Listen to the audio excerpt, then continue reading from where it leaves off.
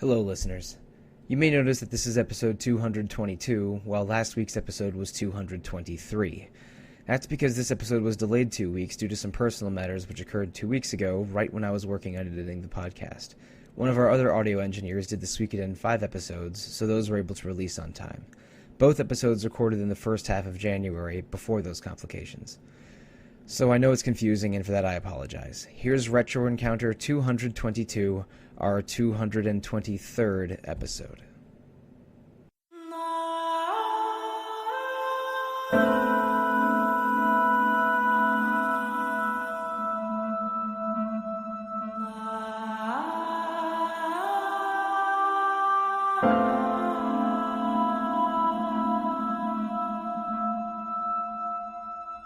Hello and welcome to episode 222 of Retro Encounter, RPG Fans' weekly podcast of many topics. I'm Mike Sollosi, and today we're doing another very, very special episode. All of our episodes are special episodes, but this is no exception. But it's a little unusual in that we have the word Spoilercast in the title.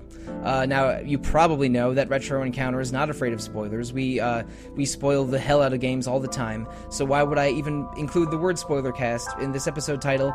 It's because our subject today is a little bit recent, and we want to discuss this recent game, but also definitely spoil the hell out of it. So we're making it abundantly clear from the very title that we are spoiling the hell out of AI the Somnium Files, which is a visual novel/adventure game that came out worldwide in September of 2019. And joining me to discuss the Somnium Files are Alana Hagues.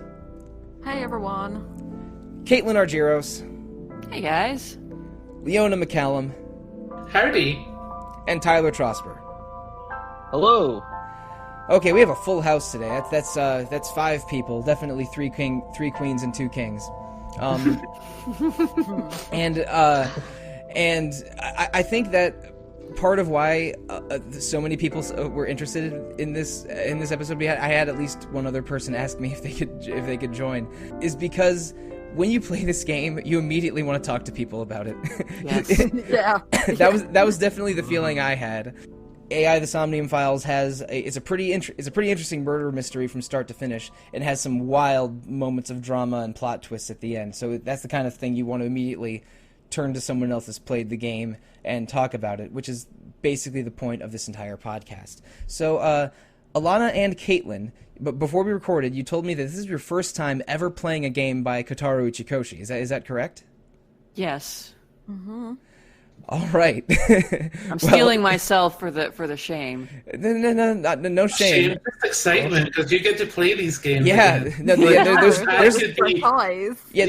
there's no shame at all because now you'll be able to dive into 999 and VLR and ZTD with some level of expectation for where this guy's writing goes.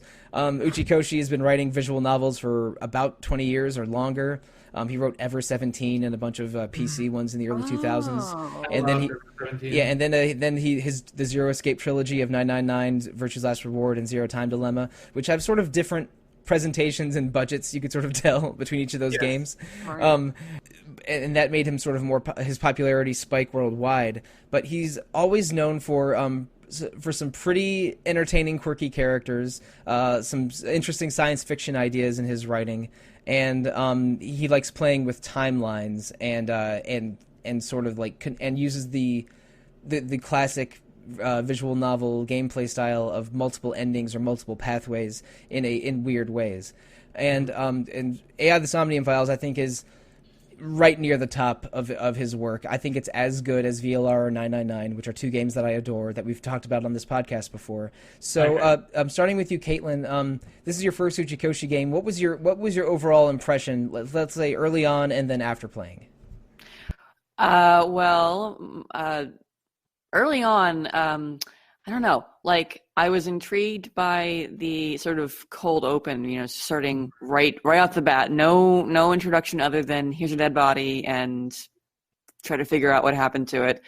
And then I quickly fell in love with like the quirkiness of the characters and the little, humor jokes and whatnot thrown in throughout. And then I actually just finished my playthrough at like 5 or 6 a.m. this morning. Oh, so oh my god! It's very fresh in my mind, and there are some Wow, I'm still kind of processing the plot twists in the last two routes. Listeners, that means that she finished playing the game perhaps 7 or 8 hours ago. So this is about as fresh as it gets. And Alana, same question. What was your sort of early impression and then your overall impression playing your first Uchikoshi game? Well, I knew it would be weird, but I was kind of captured by just how weird and out there it was. Like, off the bat, the very first Somnium is like which is these dreams that you dive into in the game, and they basically make up the gameplay part of AI, the Somnium Files. The very first one's like a tutorial, and you can immediately do things like sniff the plant and kick the box and drink the wine. And I'm thinking, why can I do all this stuff? And I'm sitting here doing it all, and I'm like, I've just got to carry on doing it. And like similar to Caitlin, like the characters in this game are really, really good, and I was really hooked immediately by Date, Iba, Boss, everybody basically, and I got attached really quickly, and it was very quickly a case of, yeah, I want to stick with them. Oh my god, what's going on? I hope they don't die, kind of thing.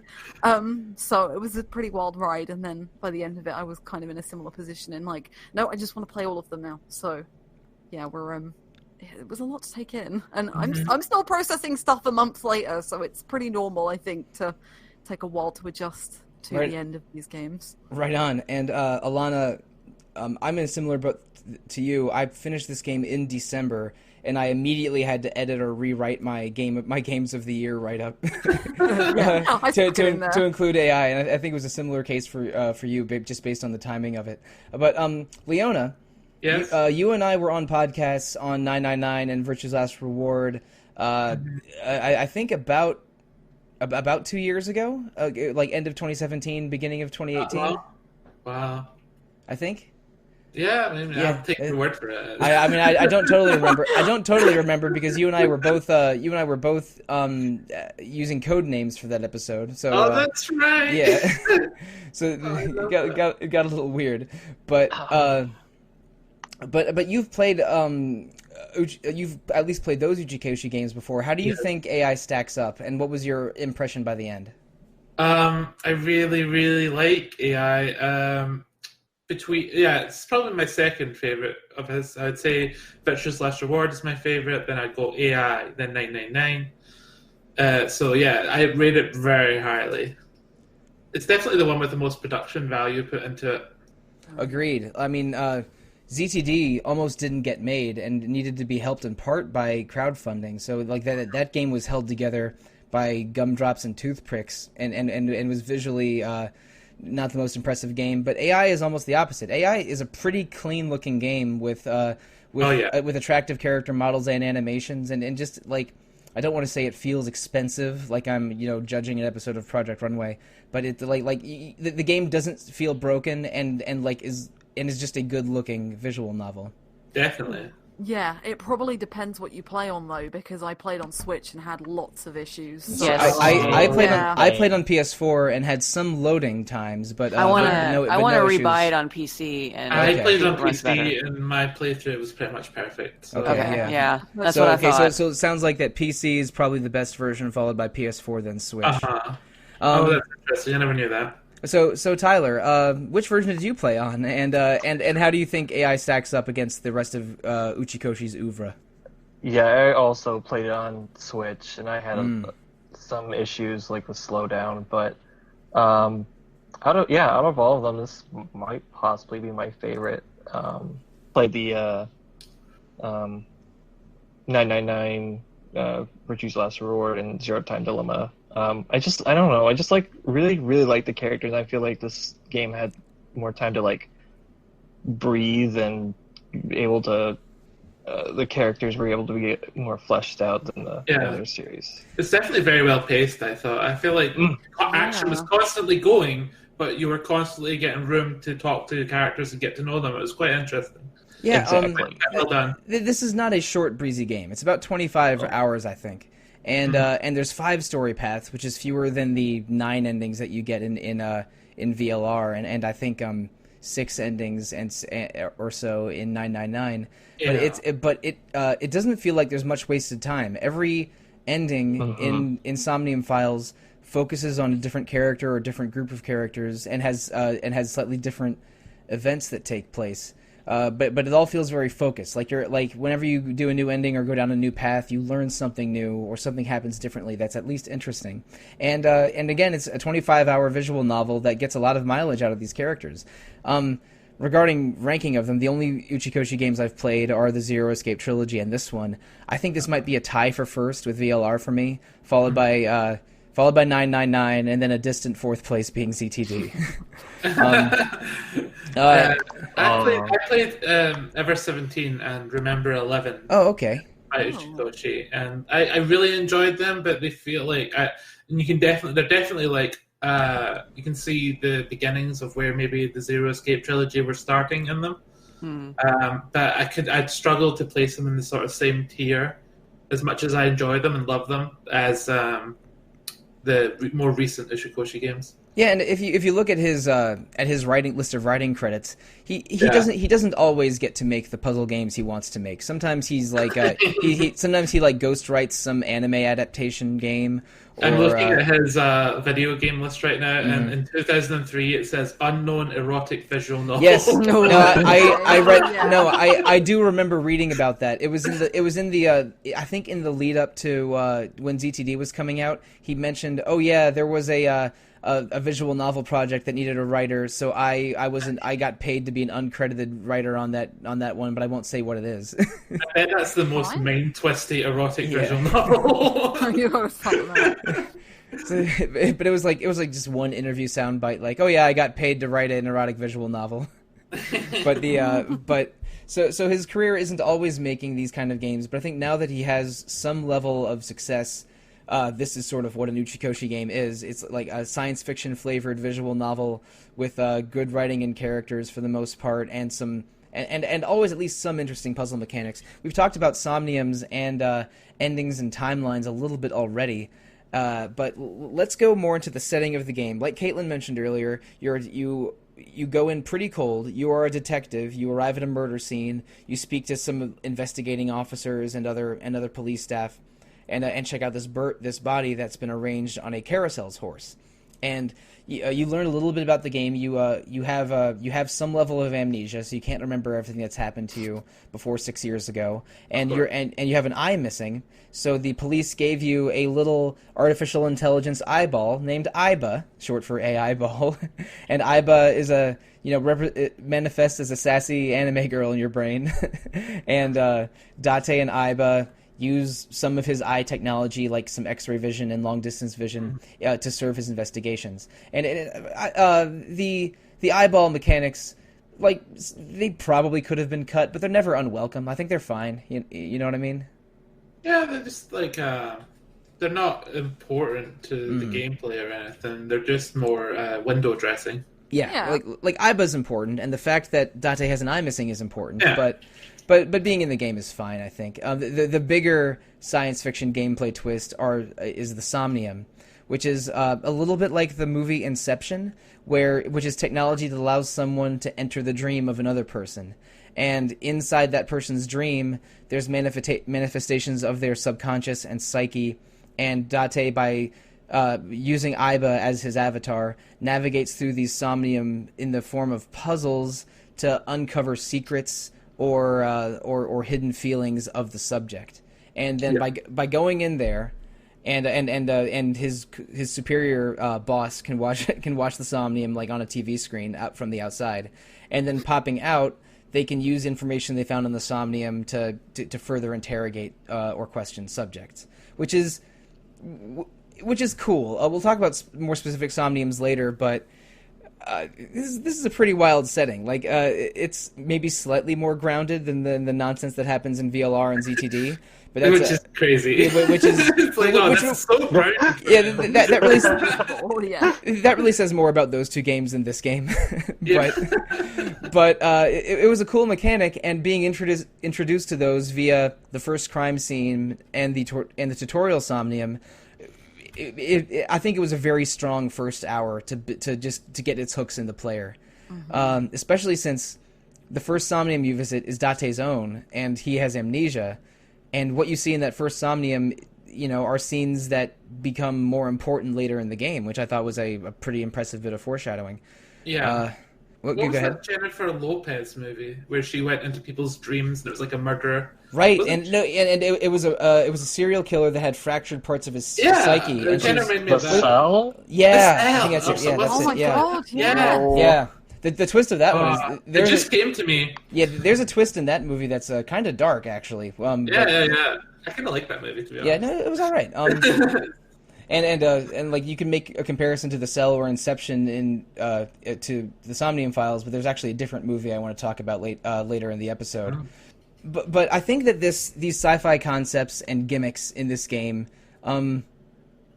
they get in the way when the Somnium puzzle is kind of bad, which is not always the case. But I was pretty invested from the beginning, like Caitlin mentioned earlier.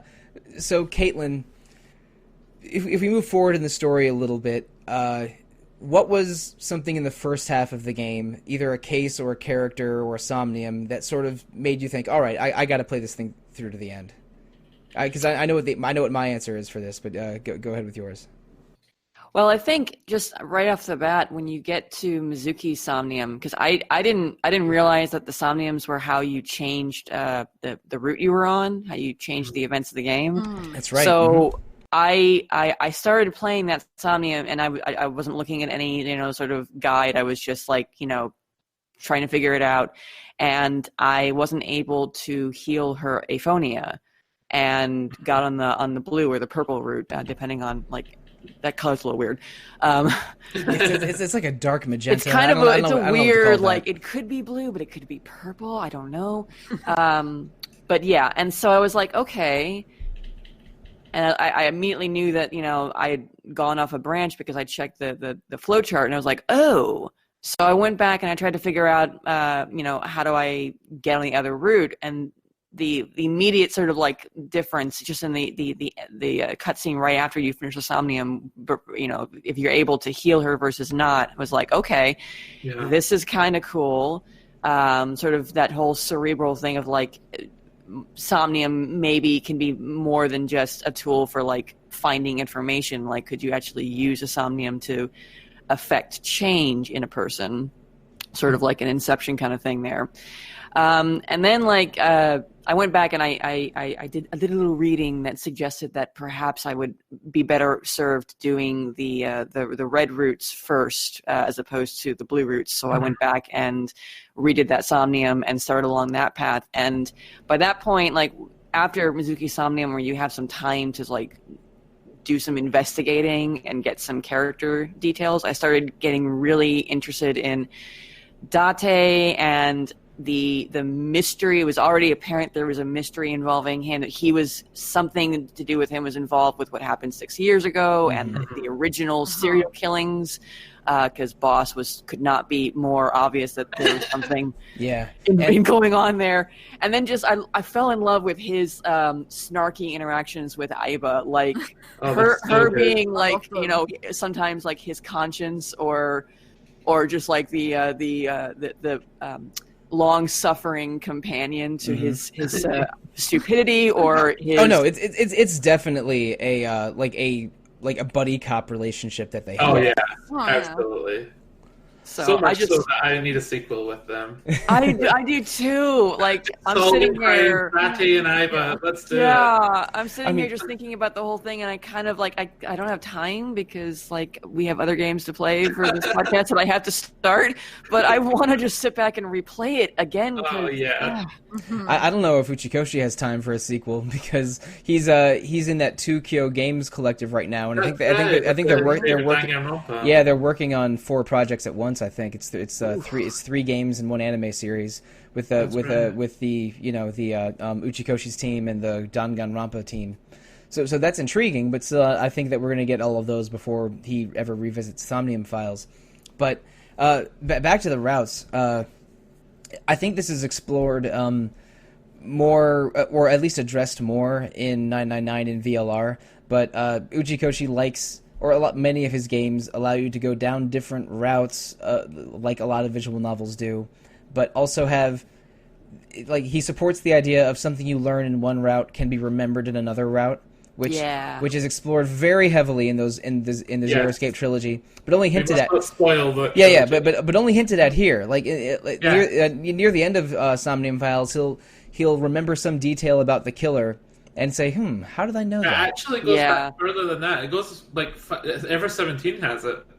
Oh, it does? Oh. He's been doing that shtick for a long time. Well, good on him, because he's not as explicit about it in Somnium Files as the other games, but it's a hallmark of his visual novels, I think. And I like how the how the different routes when you go into the timeline menu are represented by like photos on a police investigation corkboard and attached by strings. I think it's the red, blue, yellow part of the rainbow spectrum on the left, and then the blue, indigo, violet part of the spectrum on the right. You can see the corkboard in his apartment. Yeah, it's cool. and that's a cool detail. And we get a lot of characters are involved, not just Aiba, even though she's very important.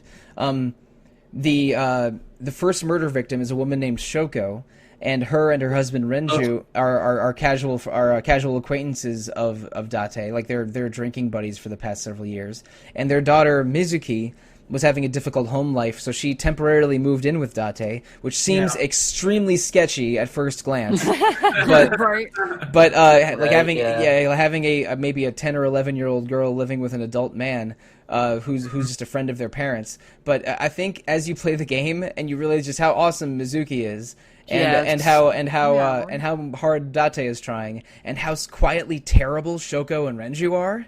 Right? Bad. Yeah, you get more and more okay with that living arrangement as you move on in the game. And one very cute scene, I think this was in Mizuki's route, where several times Aiba asks Date, "Hey, why don't you tell Mizuki or anyone else about me being your false eye?" And he's like, "I just don't want to freak them out." And then in the later ending, Aiba is popped up in her little amoeba outfit and sitting on Mizuki's shoulder because they're clearly best friends now. Yes. It's like you should have just told her years ago, because Mizuki immediately connected with Aiba.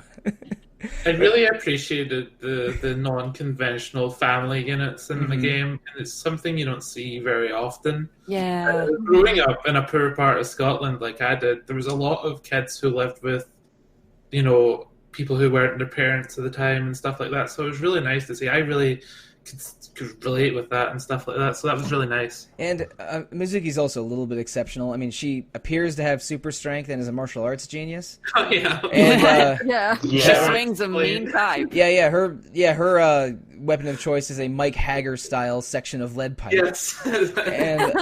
And when are we going to get Mizuki in Marvel vs. Capcom? Oh, well, if this was a Capcom game, I would support it. But unfortunately, Yes, it's not alas, it was not to be. Although I think I think Axis developed this. Is Axis connected to any of these crossover fighters? You're asking? I don't know. Oh, Maybe. man. Probably. There might be a way to get Mizuki into... Mizuki and Smash, right? Yeah, Mizuki and Smash. Nintendo. She's definitely a Nintendo character. No, she's been on a Switch, so... So she's a Nintendo character. And we have Persona characters despite never having a Persona game, a mainline Persona game on a Nintendo console. It can happen. Yeah. Never see it coming. I was thinking of that crossover fighter that has all the Persona and people in it. The Arc Systems one. Yeah, because sometimes... Yes. Blast Blue Cross Tag Battle. Yes, that's it. Yes, yeah. Sometimes I confuse Arc Systems work with Axis, because Arcsys versus Axis. That's a personal problem. So I apologize for dragging you into it. I understand that. Yeah, but the first major Somnium in the game after the tutorial one is going into Mizuki's, because she's found locked behind a door at the crime scene where her mother died, which has terrified her into muteness. And Caitlin mentioned this earlier. When you go into that Somnium, there's sort of two solutions, and neither of them is that hard to figure out. But one of them is sort of more, I don't know, sort of warmer. It's about like hugging Mizuki and telling her it's okay, while the other one is sort of telling her to wake up while a memory of her mother shouting at her is going on. So that warmer ending brings you on the Mizuki path. and the colder ending brings you on the Iris path, and neither of those paths are right or wrong. It's just sort of learning about different things in each pathway. And if you go down I should mention there's 5 story paths in this game. 3 of them are focused on specific characters that Date spends a lot of time with. The 4th one is called the Annihilation ending, and it's the one with the most murder in it. And the last one is called the Resolution ending, which is the true ending, which has for a murder mystery story, about as positive an ending as you could find. Yeah. But in the Mizuki ending, you spend a lot of time with Mizuki. You learn more about her relationship with Date by talking about Renju and Shoko, Mizuki's parents, who are, again, both murder victims in the story. You sort of realize that they were bad parents, and Mizuki was having a very troubled home life, and it culminates in Mizuki diving into Date's Somnium and them making a deeper connection as a what would you call it, a surrogate parent and surrogate child. That's very, very sweet. I love that ending so much. Me too. It's a really heartwarming. Oh, it's sweet. And it gets you really... I mean, this game is a little emotionally manipulative. They want you to root for certain characters, for sure. And they do a very good job of making Mizuki just the coolest little girl. She's awesome. But I played the Irish route first, and I can only imagine how frustrated it would be to play the Mizuki route first and then play the Irish route, because all I wanted Date to do on the Irish route was hug Mizuki. Like, that girl is going through so much, Date. Give her a hug. I did get some whiplash going into the Irish route and seeing that she's mute. And she doesn't it's not even Date that cures her in the end. It's Hitomi. Yeah, I had a similar reaction to Leona, but about a different character. I also did the Iris route first, and it was this was unplanned. I just sort of landed there first. Yeah, same. And Iris is an idol who plays who's most popular known as a video game streamer. This is an extremely 2019 game. Yes. When she plays what is it? It's something Shovel Forge. Forge. Shovel Forge. Yeah. She plays. Minecraft. Also, a quick aside: I love the fake technology in this game, having Twitter instead of Twitter, and Nile instead of Line, and Shovel Forge instead of Minecraft. My favorite joke is probably the whole Iris bugging Date constantly to play Shovel Forge. Yeah, and having to be like, I'm not playing Shovel Forge, because I think we've all got a friend who likes Minecraft. It's like, you've got to play Minecraft. You've just got to. Leave you alone. This definitely feels like Uchikoshi having a niece or a nephew or a friend's kid who's always bugging him to play Minecraft, and he's like, no, I want to make my virtual idol murder mystery visual novel. Yes. But in the Iris route, the person who I ended up rooting for, I think Iris again is a 17 or 16-year-old idol who plays a lot of Shovel Forge and is a popular streamer and is a good dancer. I don't love the song that the idol song they're always playing in this game. In the realm of anime and video game J-pop, this is in the lower percentile. But the dance animation is pretty good though. And the person I was rooting for was not Iris or Mizuki. It was Hitomi, Iris's incredibly sweet mom, who is just a great mom who is trying to always be there for Iris, and she's also a school teacher. And Mizuki's one of her students. And when Mizuki is still mute and having trouble reconnecting with adults, Hitomi just spends a day with her and hugs her, and then Mizuki's fine because Hitomi is just awesome. Yeah, which made me instantly suspicious of her. I was suspicious. You're evil. You're too nice. You're evil. I was suspicious of everyone at all times, but she was definitely vague, wasn't she? I think even in either the Mizuki routes or the Ota route, she suggests that she knows Renju at one point, and I was like, okay. Yeah. and also she has an arm injury, which makes something like the lower half of her right arm useless or something. Yeah. So it's always draped at her side. At all. Yeah, it's completely immobile except for one scene in the game that we will definitely talk about. For God's sake. Yeah, and also her apartment is the same apartment that you see at the very beginning tutorial stage, hidden inside Date's memories. So when Date visits the apartment for the first time, taking Iris home, he's like, why have I been here before? This is weird. And But again, this is all addressed later. This game does an amazing job of something that I think is really important in murder mystery stories, and that's foreshadowing. Again, I apologize for everyone flashing back to their 7th grade English classes, but a writer planting the seeds of an idea in the reader's mind and then capitalizing on those and letting the seeds grow later in the story is an extremely rewarding feeling. And being able to properly foreshadow events or clues, especially with a game predicated by following clues like a mystery story, foreshadowing is so important. And I think Uchikoshi does a brilliant job of it because, especially in the Annihilation ending and the Resolution ending, it keeps calling back to very small things that make you gasp in recognition. Yeah. In a way that was a really powerful feeling. I have to say, like, when I did Ota, Mizuki, Iris, and then I started working on the Annihilation route. And when I got to the block, the point where you can't progress any further until you've moved down the opposite route, at first I was like, well, okay, this seems random. Why can't I progress?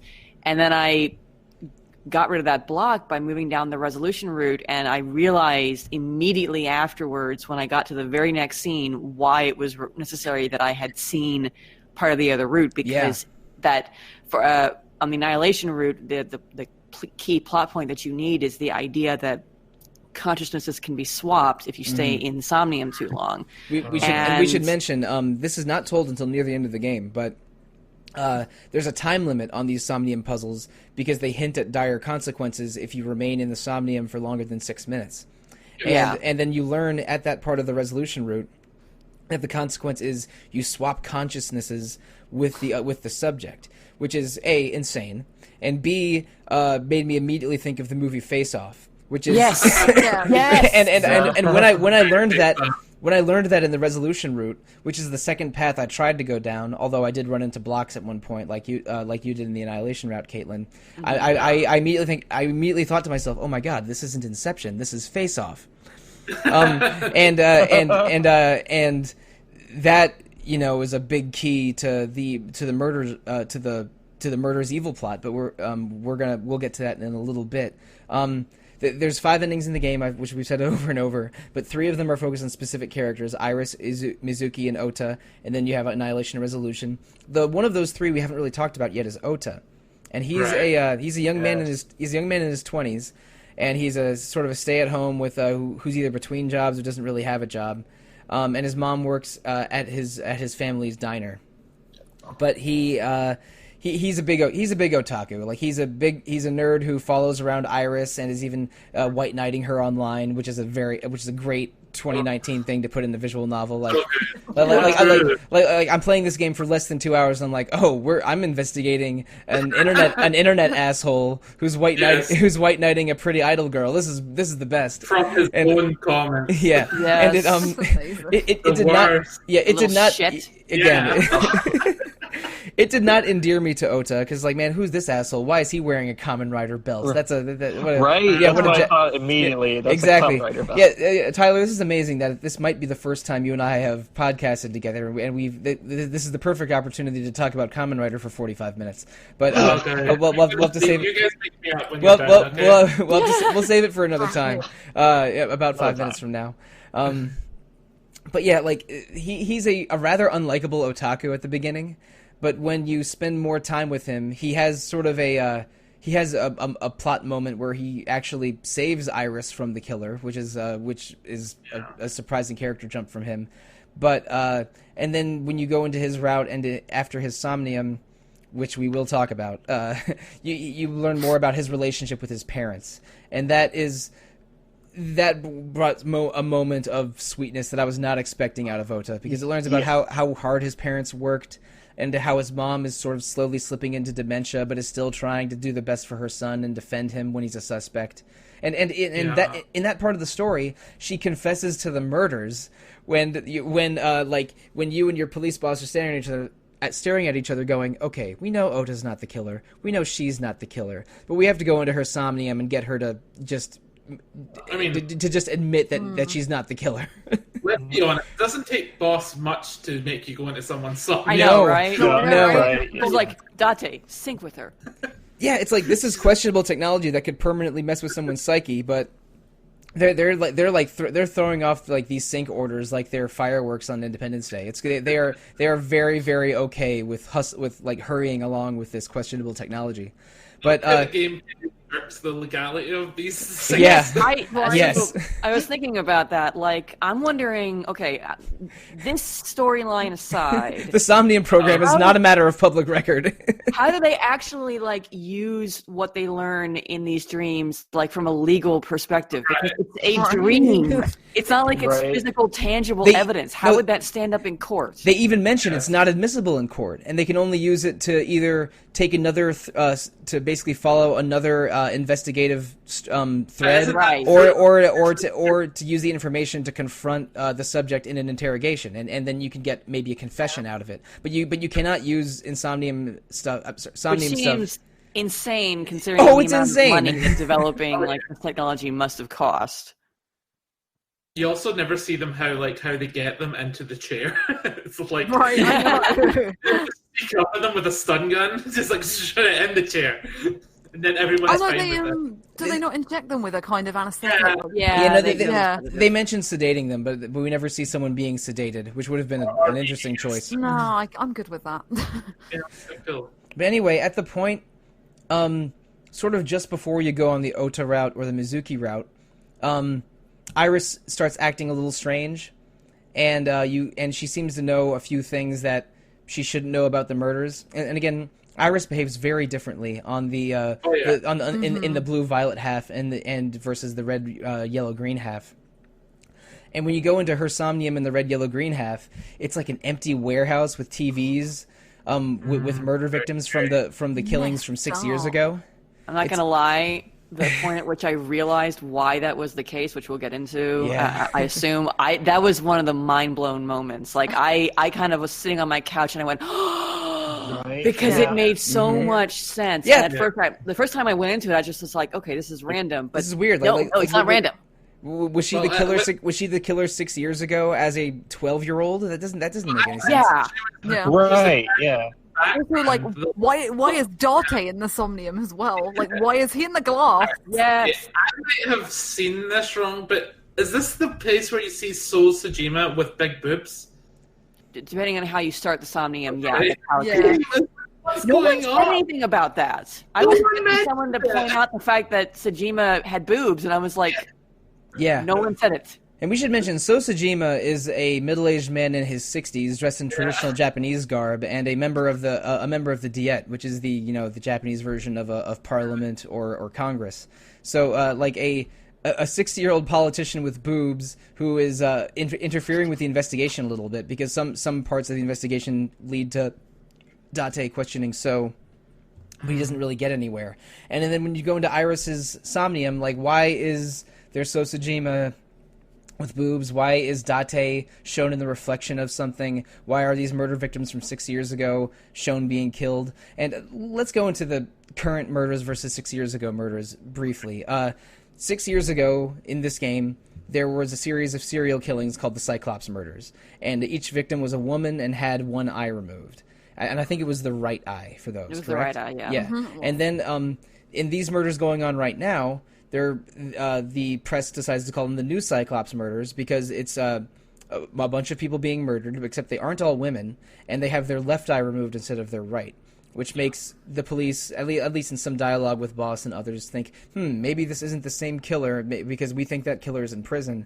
This must be a copycat killer.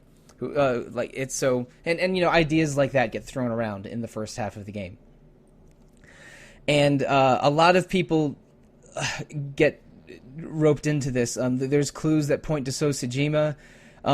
Date gets freaked out in one pathway because he sees a frozen ice block with Iris in it, making him think that she was murdered and encased in ice. So then he basically he sprints in his car back to Iris's apartment, but she's just there with her mom hanging out. And there's just a lot of moments of confusion. There also his path takes him to a Yakuza office. So and the head of the Yakuza there is a man named Moma, who is the successor from his brother Rohan, who committed suicide a year or two earlier. And Moma's hilarious. I love Moma. Yeah, Date uses his Aiba eye powers to look in the safe behind his office, and he sees a statuette of Iris there. So he by promising Moma handshakes or autographs or other things from Iris, he gets Moma to cooperate. Which is real strange, and also almost sounding a little bit too similar to Moma is Mama, who is a trans woman who runs a bar in the same neighborhood as the Yakuza office, and she's an informant for Date, and she is awesome. I love Mama. Mama's so good. It's the best. Mama and Moma are two of the few characters who you never get a Somnium for. I never got to jump into Mama's brain and see what kind of wonderland exists in there. I mean, I'll see in Mama's brain. I was going to say she'll be in the bath with somebody, definitely. Yeah. It might be a little bit similar to the bathhouse dungeon in Persona 4. Probably. More tasteful. Oh, Mama's too classy for that dungeon. Yeah.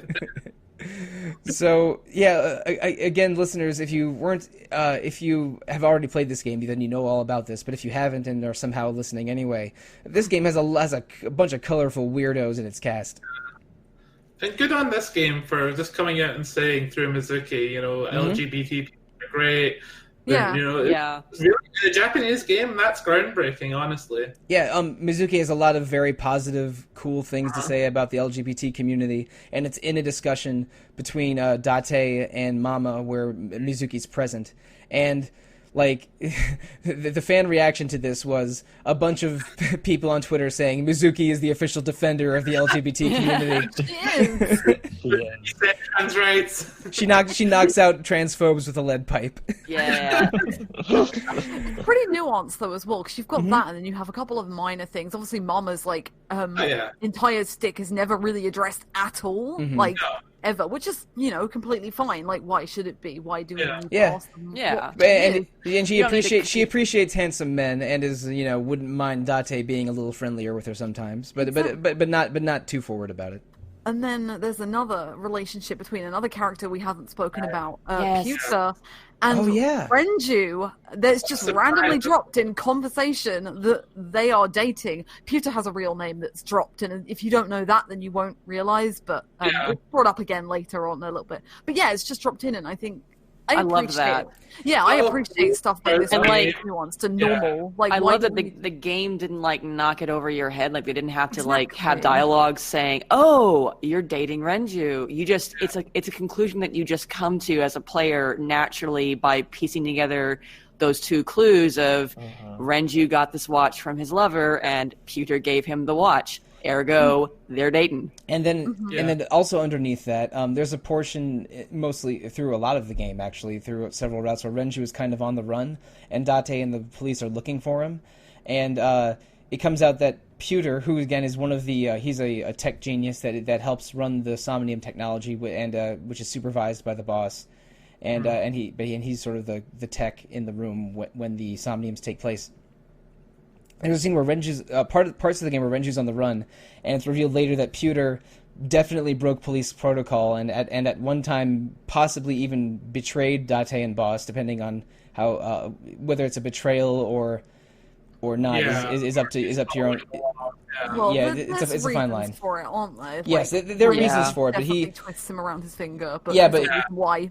Exactly, but Pewter helps Renju evade police capture. And then it's implied that Renju was a closeted homosexual, and that was part of the reason he divorced Shoko. And but all of this is not text. It's sort of buried under it a little bit. And when you learn more about Renju and Shoko and why they are both bad parents a little bit, it's like, oh, they separated for sort of multiple reasons, including that Renju's gay. And all of this was just awful. Or maybe bi. Gay or bi. That's true. They don't necessarily imply that he's closeted. He could have just been bisexual. Possibly, yeah. But that's correct. But also, this is not text. This is stuff that you sort of infer or figure out from clues and from optional dialogue in a way that is, I think, is really clever. Like whenever I would learn something about one of these side characters that sort of painted a bigger picture for the entire cast, I was really impressed. This is good character building and writing. But let's go back to the plot a little bit, because we are jumping all over the place. Well, like a fair. crime. That's what you do in the game. We're 40 minutes in, and we have not talked about Falco. Okay. Yeah.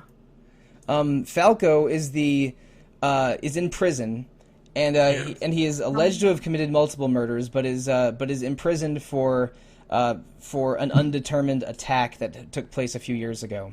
And late in the game, you learn that this was he was in a relationship with Hitomi, Iris's mother, but he's not Iris's father, and shot her in the arm, shot Hitomi in the arm for unclear reasons. And may have also been involved in other murders, including possibly the old Cyclops murders. Who never, I don't think they ever had an official arrest on those. Mm.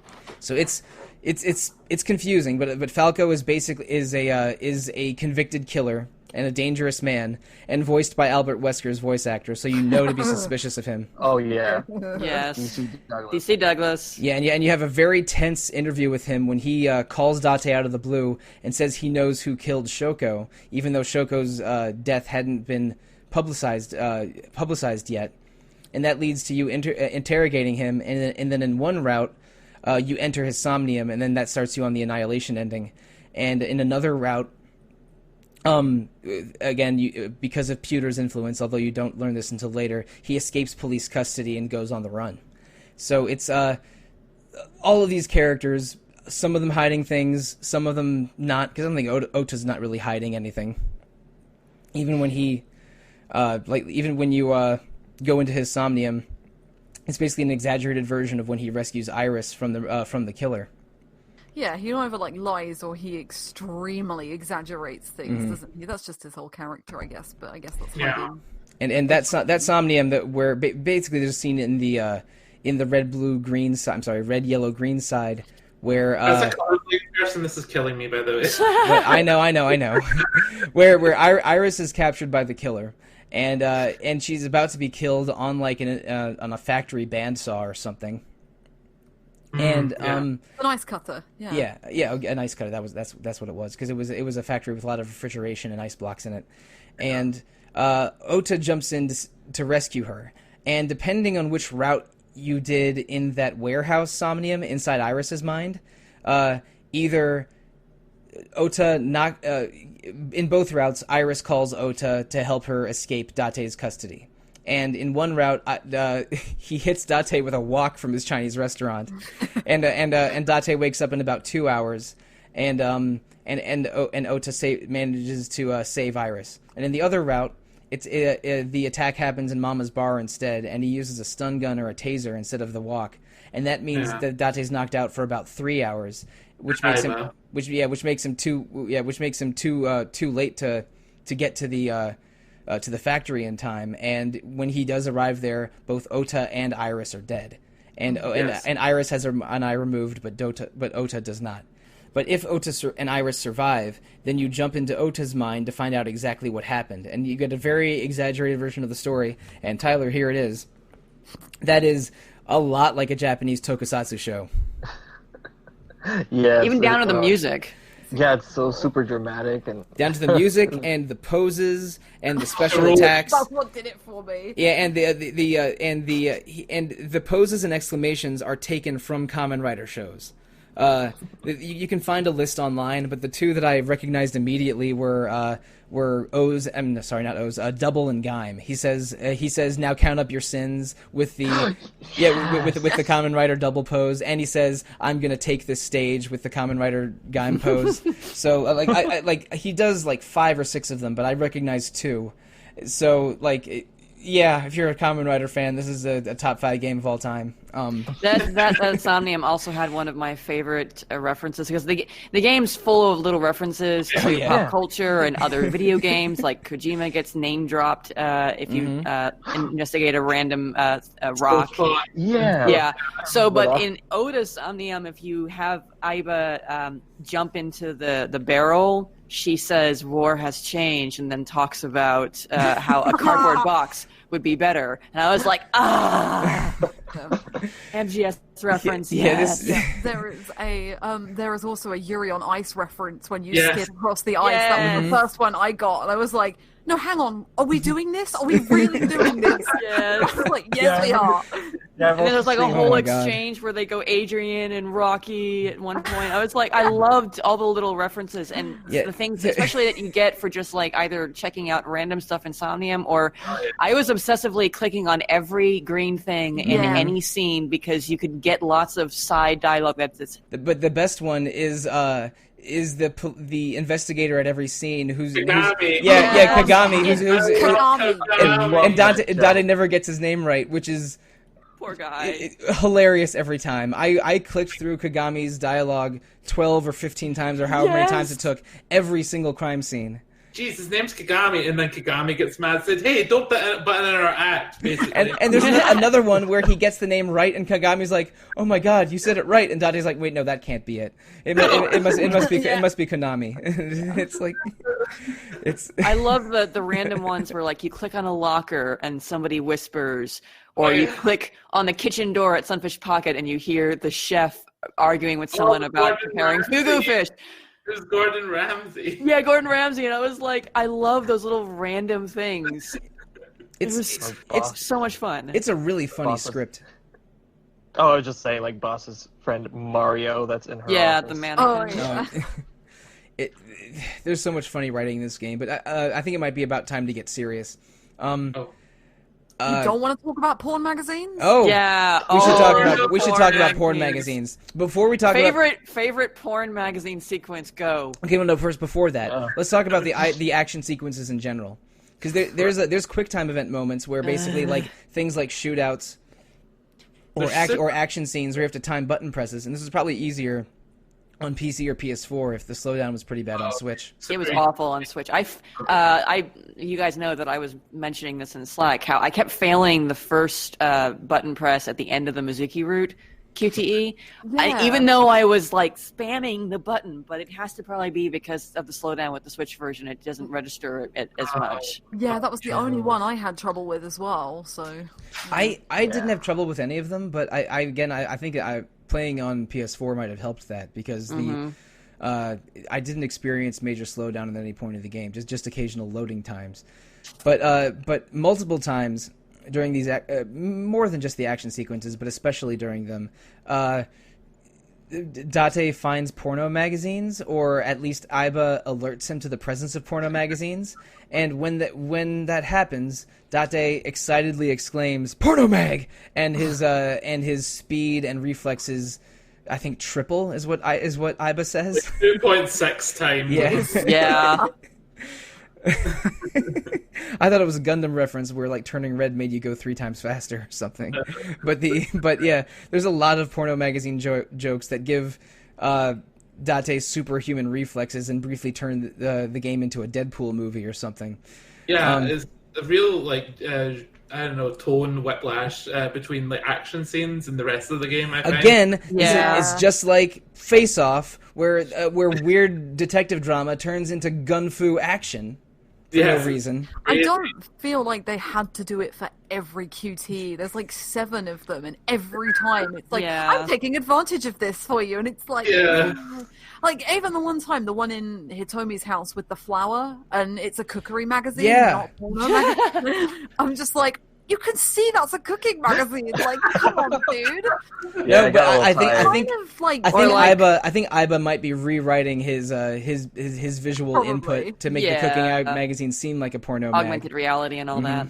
yeah, probably. It Yeah. kind of like, I love Date as a character, but like that kind of dents him a little bit. Like, it's so silly that it just takes away. I don't think it adds anything to him. Like, if it was a one-time joke, then maybe. Yeah. But the fact If that it- it happens 6 times, Yeah, it's like, exactly. One porno mag joke to give him faster reflexes is hilarious once, but the 6th time you're sort of like putting down the controller and going, okay, come on. This he's game, a little Dude's got a pervert. problem. Yeah, he's a little And pervert. it might be that every adult male in the game has the problem because he throws porno mags to Yeah, and they all distract do the entire thing. teams of hitmen. Yeah, It's exactly. okay. The porno mag stuff. The universe works apparently.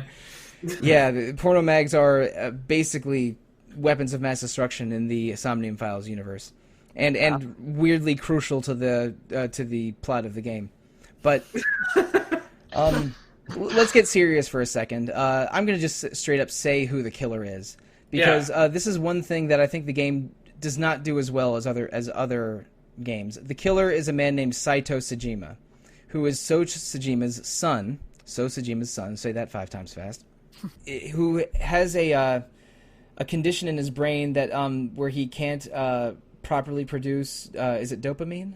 Oxytocin. Oxytocin, yeah.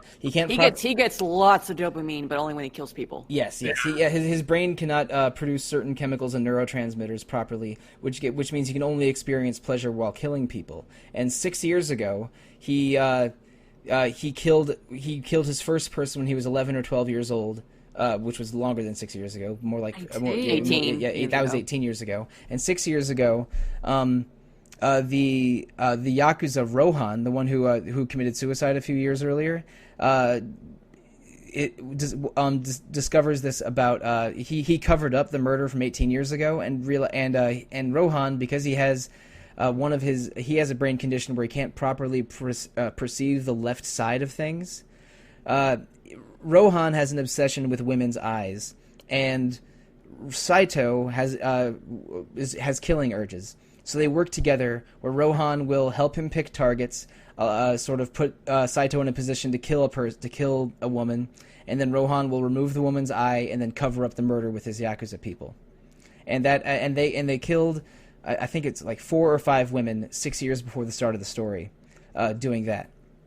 And at the same time, Falco, who is a police detective, is killing people, is working as a hitman on the side, focusing on killing people that escaped justice, and he's getting a lot of his killing orders from Rohan and the Kamakura group of the Yakuza. So Falco, while escaping death of his own, runs into Hitomi at a shrine, and so she doesn't scream or give away his position, she pulls him behind a building, and he pulls her behind a building and kisses her, which is sexual assault. But they somehow start a relationship after that, and so for a while Falco is Hitomi's boyfriend, and is a bit of a father figure to a very young Iris. Mm-hmm. And this is a lot of explaining in a row, and I apologize, but this is important. And again, I played this game over a month ago, so I'm not. I hope I'm recreating it appropriately. So far, yeah. Yeah. So Falco begins to really care for Hitomi and Iris, and decides he needs to come clean and end his hitman side job. So he asks Rohan to be let out, and Rohan is reasonable with it and said, "Okay, you just got to do one more job for me, and you're out." But with the trick being, Rohan learned that the killing that happened, that he covered for 18 years ago, Hitomi was a witness to it, and that's because the killing was of Iris's real mother. And Hitomi and her friend Renju, the guy who's at the very beginning of this game, were the best friends of Iris's mother, and even were babysitting Iris when Iris's mother went to Iris's father, the politician So Sejima, to try to have him forge a relationship with their daughter. And so everything went as poorly as possible. So Sejima's son Saito, who's only 12 years old at the time, kills Iris's mother, whose name escapes me. Do you remember her name? Her name was Monica Iwai. Monica, that's it, yeah. So Saito kills Monica. So, to the surprise of So was not planning this at all. So gets Rohan and his Yakuza to dispose of the body. But because there was a GPS that Monica had on her, Renju and Hitomi follow them, and they unearth Monica shortly after she's buried and encase her in ice. And that scene where early in the game where Date thought he saw Iris in ice was actually Monica's body, because Renju hid it in a warehouse for 18 years, and one plot point I don't understand. This is a lot. And then Hitomi uncovered it to try and blackmail So Sejima, because Iris has a brain condition that's going to kill her in a matter of months, which is why Iris unexpectedly dies at the end of the Iris route, and why Iris was weird and paranoid about government agencies chasing her, was because of her brain tumor. And if you So- guys understood that about the game, all the power to you. Oh boy, it was a lot to handle at once, because this is divided between the resolution and annihilation endings mostly, and where you keep running into blocks in one and having to ping pong between these two, and eventually when the annihilation ending ends, you realize that during the basically Falco, instead of killing Hitomi and Iris, he decides to come clean, and he talks to his boss. And his boss is like, "You've been killing people. This is a lot, but you're telling me you might be able to give us Rohan Kamakura." Using his killer identity, Falco contacts Rohan, gets him in the Somnium, but things don't go completely as planned, and they end up switching bodies. And this No, that was planned. Yeah, that was. That's Boss true. is the one who comes up with the plan. You're she right, brings Rohan in, and they intentionally swap bodies. That's right. They intentionally swap bodies, and then they send Falco to prison for all the murders that he committed, and that allows them to have a mole within the Yakuza, and also sort of wash their hands of everything bad that Falco did.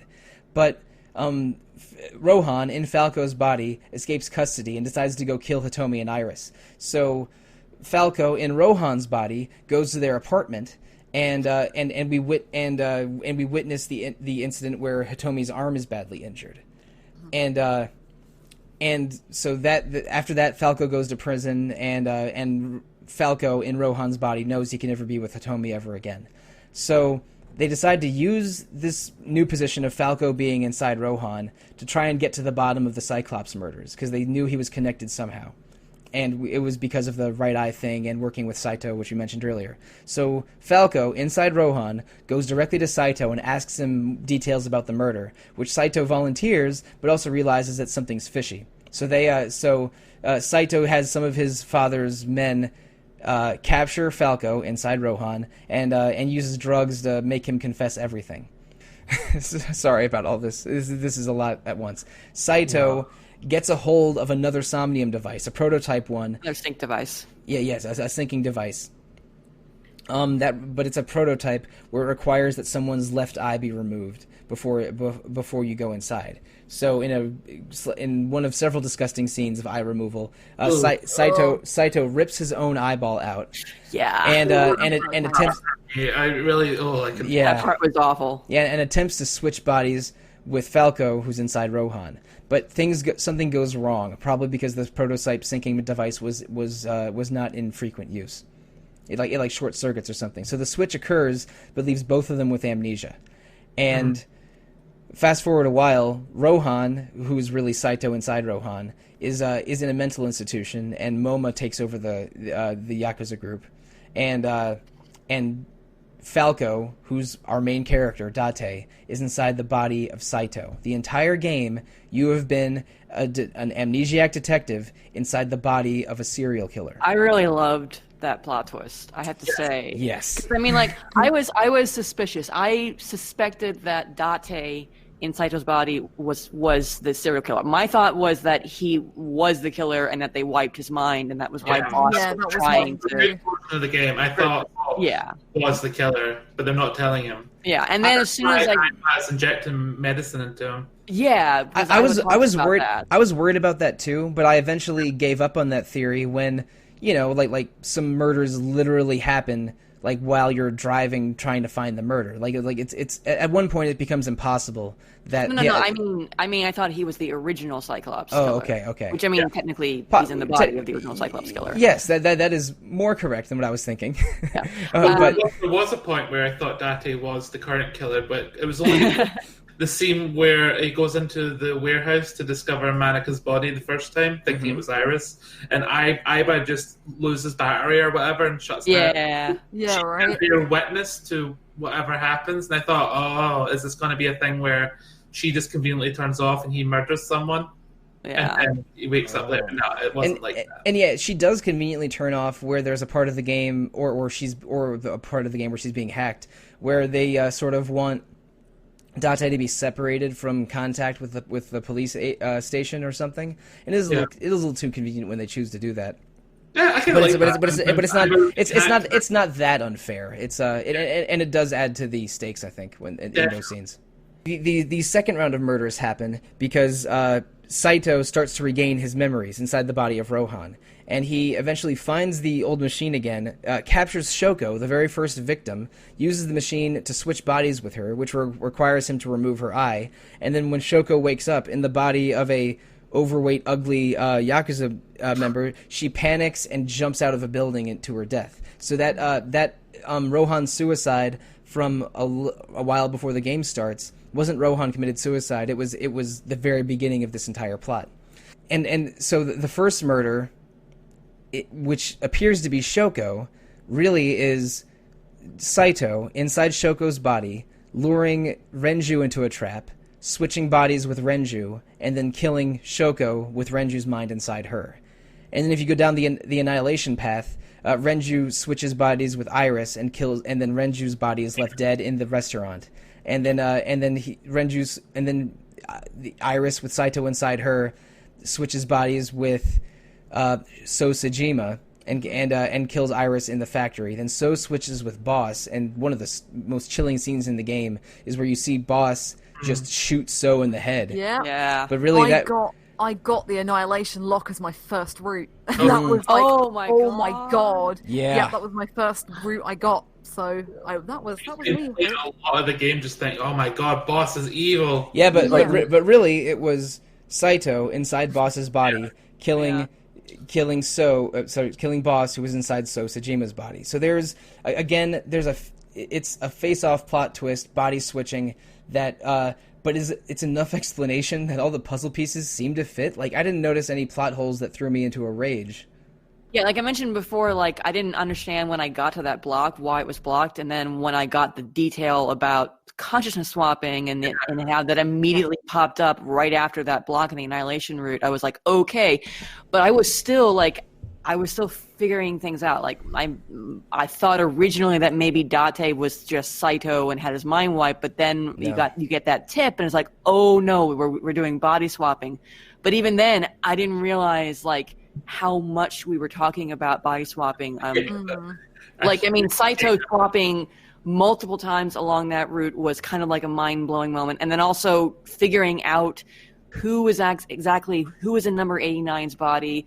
Who is inside Date's body, or rather Saito's body? Like that whole sequence was a one mind blow moment after another. And my brain exploded. And prisoner number 89 is the body of Falco, which is Date's real body. We neglected to mention that before. And when number 89 is in prison and you interrogate him, that's Rohan's mind inside Falco's body. Yeah. Oh my god, it was so amazing. I originally thought that Saito was in number 89's body. Yeah, in that route he's not. But yeah. The twig for me was the oxytocin thing. So Iva's connection in Date's brain, she supplies oxytocin because it's Saito's body. And it was, I didn't twig the whole way through that she kept going, oh, have I given you too much medication? Oh, have I done this? And I'm like, no way. And I felt like such an idiot that it was being drip fed to me the whole time. And I was like, again, it's good for foreshadowing. Every time one of these big twists hits, it makes you reconsider details from previous points in the game, and they either all fit or at least adequately fit, which is just great mystery writing. It's amazing every time, and also earlier in the game. There's a couple flashback scenes where Date remembers Iris and Hitomi's apartment, or even is speaking to a young girl that looks like Iris. It's him coming out of his amnesia, starting to remember details from when he was Falco, living as Hitomi's boyfriend. And this sort of happened to Saito. When Saito was inside Rohan's body, he slowly came out of the amnesia and started remembering things, and then got this whole plot rolling, with his ultimate goal being to ruin Date and take his body back, which eventually happens in the resolution route. It happens in the Annihilation and resolution route, but the Annihilation route ends when, after he body switches, Iba delivers an electric shock, and I think Date fades to his death, and it's left with like the police coming in with a passed out Saito in the original Saito body. He's not dead? he's in Boss's body and she's wounded, but she's not fatally wounded. She's Oh, working no, on her broken leg, doesn't she? that's my bad. I thought she was dying. I didn't like that ending very much because the build up with the interrogation and Saito laying out all of the plot points was amazing, but that end was so abrupt. He just gives up at the end. And he even says maybe there was a better way this could have happened. Yeah, that felt like a gamey kind of thing. Like, oh, this is you got the bad ending. Go back and get the good ending. And the resolution end, the good ending is real damn triumphant because it's you, Iris, Mizuki, Ota, and Moma, the Yakuza member, all like challenging, all going to the warehouse where the second sinking machine is, and it ends up with Saito in Falco's body forcibly switching with Date. So now both people are in their proper body. Date is he has a real Japanese name, but I just found it easier to call him Falco.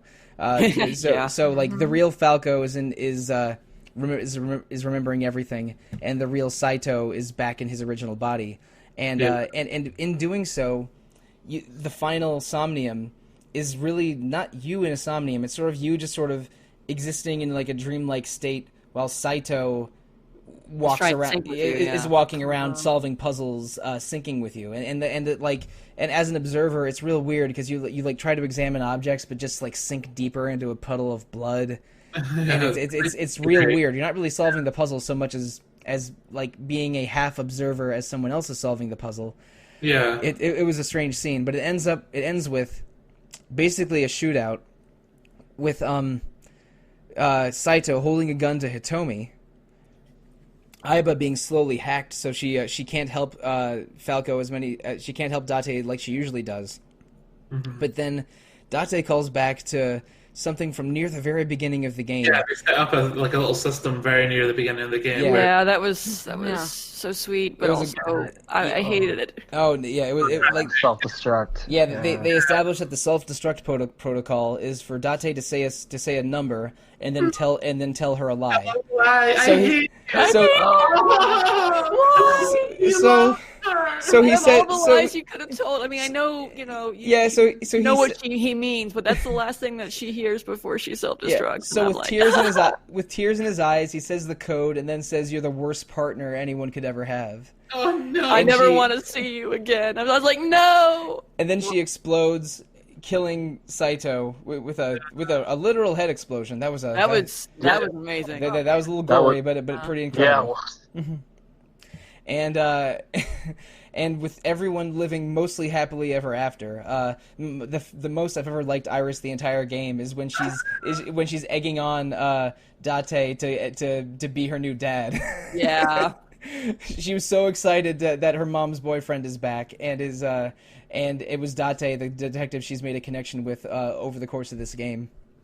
Yeah, I mean that's real sweet. And can we just talk about the mindfuck, especially in that route of like after spending so much time in that body and with Greg Chun being the voice of the protagonist, at the very end you swap and suddenly your body that you're so used to as the main character is the bad guy looking like a complete psychopath, and Greg Chun's voice acting there, you know, when he's playing Saito is fucking amazing. Oh yeah. And now you're in the other body, and DC Douglas, who was very sinister in his voice work before, you know, when he was Rohan and or Saito, is now you, and it's just Falco. Like, wow, and both, whatever. Like, I'm rooting for Date, but at the same time, I'm kind of like, but that's me over there. Yeah, why do you think it's back?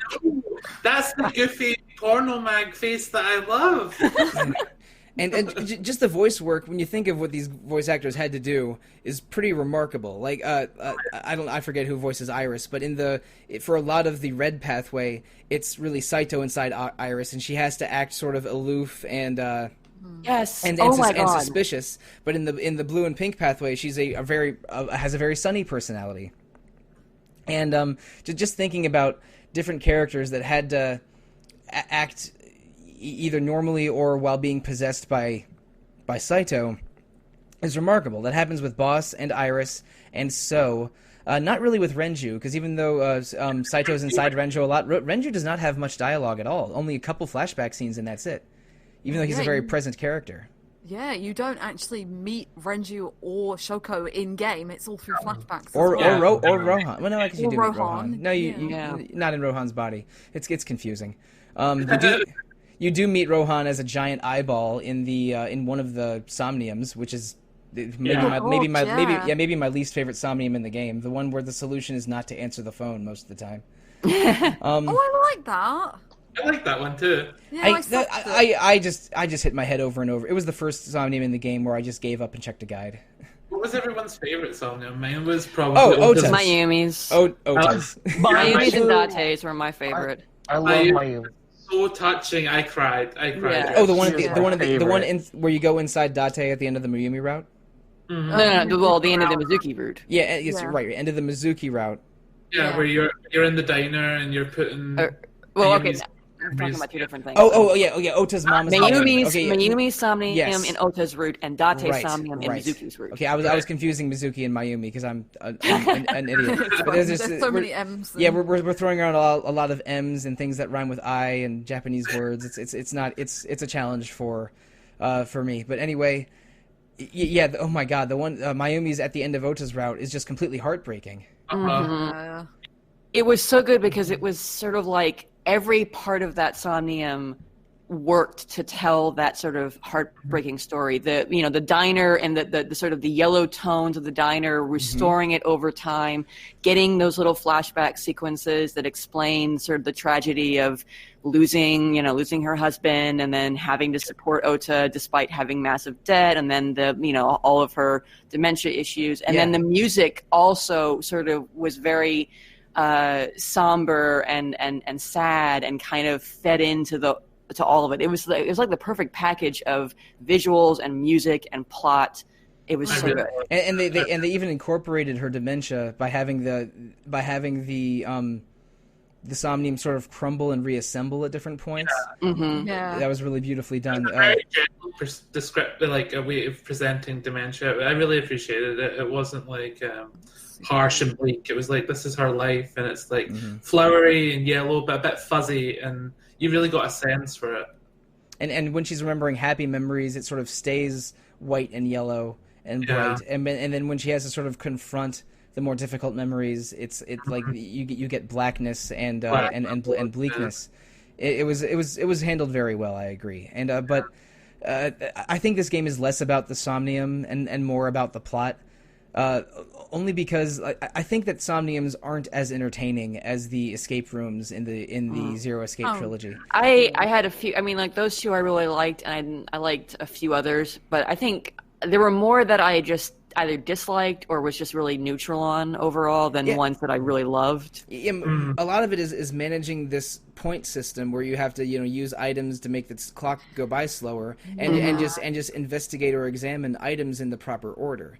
I think they're interesting as plot framing devices and for creating dream sequence, like an interesting dream sequence. But as puzzles, they don't have the level of satisfaction as Zero Escape puzzles, which I should say are very fun and cool and satisfying. So like I'm not a big puzzle head or anything. I'm not a big fan of puzzles, so I didn't mind it. But what I maybe didn't like about the way puzzles are done is the timer and the fact that there's so much fun Easter eggs in the game. Yeah, there's the collectibles. Exploring. Yeah. That's not fun. You almost had to go through, a Somnium once, just doing everything to get all the little references and figuring out how to do it, and then start restart. it over and do it. That happened to me multiple times. But at least you can just go back and jump straight back in with the clipboard. It is really cool. That is true. Yeah. They're generous with time and your ability to try things over again or go back. That wasn't the problem. My problem was just the mechanics of the puzzles themselves felt more like a. I don't know, more like a weird search and find than a there was puzzle. no consistent logic. The part I liked Mayumi and Date so much was that I could see the story thread of those two. Yeah. It was very clear, whereas others really just kind of seemed random in what you were supposed to do and what it was supposed to tell you. Hitomi's had to do a lot of guessing. Like I really don't like irises in the Iris route, either the Shovel Forge or the Shrine Somnium of hers. The Shrine one was miserable. I had to look at a guide for that one. I didn't like Hitomi's going through the forest. Oh yeah. Oh, I like Yeah. that one. I like that one. I didn't mind I didn't mind the atmosphere of it, but the whole story is which trees do you examine in what order? Yeah. I did like Basically. that one. I Makes like sense, I did like the ones where the logic thread was basically recreating the scene as it happened. Yeah. Exactly. Those were the Crazy best. because it was just like the trick was you had to think of the proper perspective of who you were in the dream at the time. You're not Dati in that place. You're whoever is in the dream, so you've got to do what they did, not what you did. Yeah. So that Okay. was fun. So that's enough discussion about the Somniums. We have one last thing to discuss, and that might be it might be the best thing about this entire game, and that is the dance scene in the credits. Oh gosh. Oh my What god. the F? I loved it. Basically, They every all character, can't every sing, character in by the way. every character in the resolution end Every is, card. Every card. who is Every single All of them. who is alive except for So Sejima. He's the only living character who's not dancing at the end. So everyone but So is goes and does a huge version of the dance scene that Iris performs, or the song that Iris performs multiple times through the game, and it is breathtakingly silly. It's even like you even get the waitress from the maid cafe, and the secretary, and all of the Yakuza people. One of the hitmen that So hired, Mama and Moma. Oh, speaking of the secretary, who ran off to the little island with? Oh the yeah, secretary? I did. Yep. Yep. There's a bunch of hidden bad endings in this game if you pursue certain dialogue trees, including running away with the sexy secretary, to a Japanese resort island. Yeah. I got that one, and I also died on the Mizuki route when So Sejima was trying to shoot you. Or that's for the other one. The false ending I got. Yeah. There's a bunch. I definitely didn't find all of them, but that's just another fun subversion of visual novel storytelling. But the dance sequence is completely wild. And my favorite is near the beginning, where Aiba starts tapping her toes again, and Date just gives her the most "Are you serious?" kind of look. Yeah. Yeah. But you want to dance, you know it, Date. But it's a happy ending. Pewter was able to recreate Aiba. And so it's I love that part so much. So Date in his original body, which we thought of as Prisoner 89 or Falco, is back together with Aiba and back together with Iris, and maybe gonna hook up with Hitomi again. I just want Hitomi to be happy. But it's a very, very sweet ending that ends with a dance off. Yeah, the dance with the dance off, and Aiba saying I'm back. And Date saying "Welcome back" in a very cute love way. that part. That was it. Especially when Iris is like, figures out what the number was. Like it's code for Date, and I was like, talk about capitalizing on a plot point from way back. I mean, not only callback. using Holy the crap. self-destruct sequence in the finale, but also the meaning behind those numbers. I was like, oh my heart. It's so good. Yeah. That dance number made me even not hate the song. So I think the song I still hate the song. I don't love the song. The dance helps a lot. I think it's better in Japanese than in English. It's probably I think the Japanese is probably better because she can that. I don't like. It's not. I don't want to 100% blame the voice actors for singing because I think the composition of the song is not that good to begin with. The it's hard and the to make translation something feels that's not really very good sound good when you're singing it, but she also didn't sing it well. Very well, no. And the language is super awkward. I mean, those localizers are working their butts off trying to find rhymes. Yeah, that sort of makes sense, but it's not a great song. But the dance number is great. And then after you watch the credits, it unlocks dance mode, where you can go into a menu to basically make any character in the game do that dance animation. And also change the setting. Why not? Yeah. It's exactly what you need, is it not? It really felt like the developers going, well, damn it, if we had to make every model in the game animate for this dance, let's let players at least have fun with it too. Are we gonna have though like a Somnium dancing all night though? Because I was almost expecting when I saw dance mode, I thought maybe it was gonna be a mini game. Oh, you thought that actually like Yeah. you thought that something arrows like and that. arrows and button presses were gonna start raining from the ceiling. So good though. The whole thing is so good, Yeah, and I'm going to buy it on PC and or PS4 just to have it in different places and to have it run better and to experience it again because I want to replay it right now. It's a dark, weird mystery game that goes some incredibly wild places, but has this ending that is just so sweet that'll make you cry happy tears. I was so impressed with the art of this game. Funny Cop sequel. It really does. It just makes you want to be with these people. Like, I need it. And I have to I think I mentioned this on Slack. I just bought Judgment on PS4. I got Judgment as a Christmas gift. I wanted to get. It's been on my radar since it came out, and I've been meaning to play it and get through the rest of the Yakuza games too. But I bit the bullet in large part because of Greg Chun's voice acting and because of the similar. You're playing a detective in this game, and in that game you're playing. I mean, you're playing as Takun. It's. I mean, Judgment almost feels like an adaptation of the Japanese drama Hero, which starred the same guy and is also about a lawyer who doesn't play by the rules. Yeah. But I mean, really props to the voice actors, Greg Chun, everybody, especially the reunion of Cold Steel of Legend of Heroes voice actors in this game. Yeah, Reen's voice actor plays Pewter, and there's others.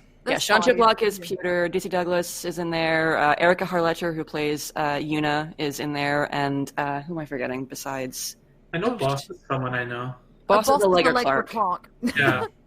Yeah, the voice work was really outstanding in the Somnium Files. Kaiji Tang is Moma. Oh, okay. Yes, he's so good as Moma. He's so good. God. Moma is over the top crazy, and I was so happy for him because Gaius is just kind of boring in Cold Steel. You really got to have fun with Moma. Gaius, I love Gaius in a way, but yeah. Okay, if we're talking about our favorite voice acting in Trails of Cold Steel, then we're definitely at the end of the episode. It's tangential. It is tangential, but I think we've been going for about an hour and a half, and I think we're near the end because we've discussed every plot point, basically every character, the game has a wild plot and great characters that overcome maybe some weaknesses in the action sequences and the mechanics of different Somniums. But I was captivated the whole time. This was I think my favorite game story of 2019, with apologies to Shadowbringers, which I haven't finished yet. But it was awesome. I think this is Uchikoshi at the top of his game and makes me want to play. It basically sells me on anything that guy makes going forward because he's just a fabulous game writer. Yeah, I'm sold. Yeah, I had a bit of a disappointment with the Danganronpa writer for Zenki Zero. What was it called? No, Zenki Zero. You're right. I was like, oh no, please don't let Uchikoshi make a bad game like that, and then it was, and it was great. So I'm like, oh, thank God, I can always rely on you. Yeah, I mentioned this on other podcasts, but I had completely forgot about this game, and suddenly in September it comes out, and Audra wrote the review and gave it a 94. She thought it was awesome, and rightfully so. So I'm like, what the hell? Uchikoshi has a new game and it's great, and I forgot about it. What's going on? And I didn't play it until late November, early December is when I started it, and then I finished it in something like 10 days because I was just completely transfixed. This game is excellent, and if you don't care about spoilers and are okay with just replaying this for the journey and not the destination, good. That's great because this game is great. It was one of my favorite games of 2019. I mean, we didn't even cover it all, to be honest. No, so, we definitely. Let's see, what did we skip over? Ota has a lovely life with Saito in his ending afterwards because he's still in Iris's body in that ending. Oh yeah, right. That's true. Yeah. I think it's So Sejima is inside Iris's body. That's right. It's So not. It's So not. Yeah, but that for the rest of Ota's ending is mentioning that she's still at the hospital and is woken up, but is disoriented. I'm like, and me thinking back, knowing what I knew later, she woke up as a very confused So Sejima, and there she is still under observation because they think she's a crazy person. After him now. But there's a lot going on in this game. We covered a lot of it, but not everything. We didn't even mention that Renju owns the talent agency where Iris works, and got her started on her idol career because he probably has lingering feelings of like friendship, love over Iris's mother. And we didn't mention all the AI puns. Like A spelled AI when transliterated is the Japanese word for love, and this game is about all different kinds of love: romantic love, familial love. like the love of like the love and respect between Aiba and Date. There's and then all of the different AI puns included in the different chapters of the game and the different Somnium of the game. It's Crazy. Yeah, It's crazy. there's a lot of imagery and symbolism choices that are made in the writing of this game that are impressive both in the moment and looking at the big picture. Yeah. It's really good. Like It has an eye for detail, honestly. Yeah. An eye for detail. I see wow. what you Yep, did there. Oh God, I hate myself. And they even named Iris because of being the goddess of rainbows and the iris being a part of the eye. It's Yeah. And her song is Rainbow Arrow, I believe. Yep. So, Yeah. Yeah. okay. Well, I'm definitely going to YouTube the end credits dance scene again because it won't be the first time. do you know one thing After we we didn't record. mention? Oh? We didn't mention the YouTube series that they ran. Oh, I never before watched it that. came Oh, out. really? I haven't seen it. Yeah, there was an entire YouTube series hosted By by Iris, Mhm. or ASET. Yeah. Hey, set, you bet. He said you Yeah. Oh God. Oh, hey, wait. thing. Yeah, Shadow. I can't remember any of I them. remember. I think it was Fears. like gambling, bet, roulette, a set. That's it. Yeah, that's it. That's one. That was one of them. But yeah, there's a whole idol fans language that dedicated J-pop fans will understand, but I really don't. There's a lot going on in this game, and if we haven't sold you on it by now, then you've definitely skipped ahead to the next podcast in your feed. Then you might not be able to secrete oxytocin, and you should probably get that checked. Yeah, maybe go see a Really doctor to prevent future murder.